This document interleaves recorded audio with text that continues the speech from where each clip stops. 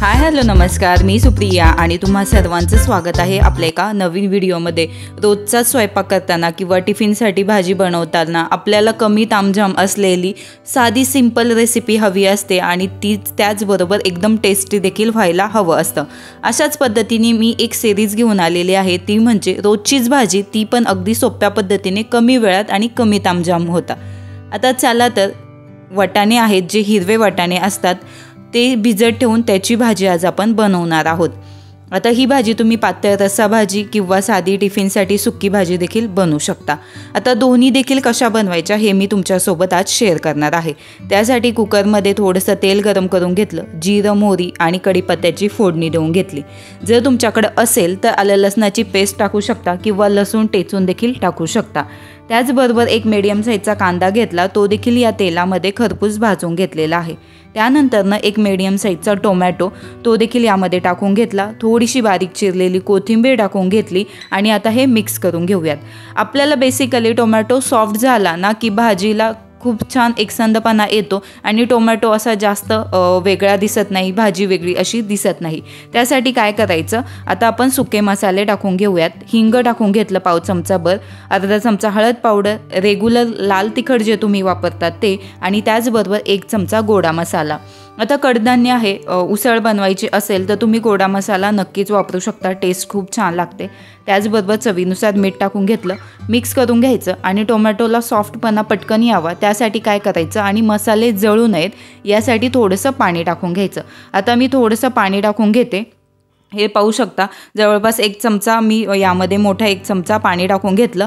Medium फ्लेमवर आपल्याला हे छान भाजून घ्यायचं आहे किंवा शिजवून घ्यायचं आहे, जेणेकरून टोमॅटो सॉफ्ट होतील। मसाले टाकले आहेत, कमी तेल वापरते मी, त्यामुळे ते जळण्याची शक्यता असते, ते देखील जळत नाही।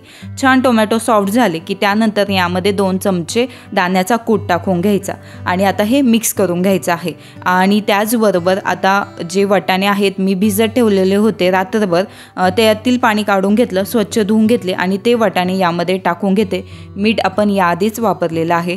थोडीशी बारीक चिरलेली कोथिंबीर टाकून घेणार आहे आणि आता हे छान मिक्स करून घेणार। आता जर तुम्हाला पातळ रस्सा भाजी बनवायची असेल तर दाण्याचं कुटाचं प्रमाण तुम्ही या ठिकाणी वाढवू शकता। आणि हो, रस्सा भाजीसाठी पाणी जास्त लागेल, त्यामुळे पाण्याचं प्रमाण वापरताना या भाजीमध्ये जास्त वापरायचं, जेणेकरून ती रस्सा भाजी बनवून आपली तयार होते।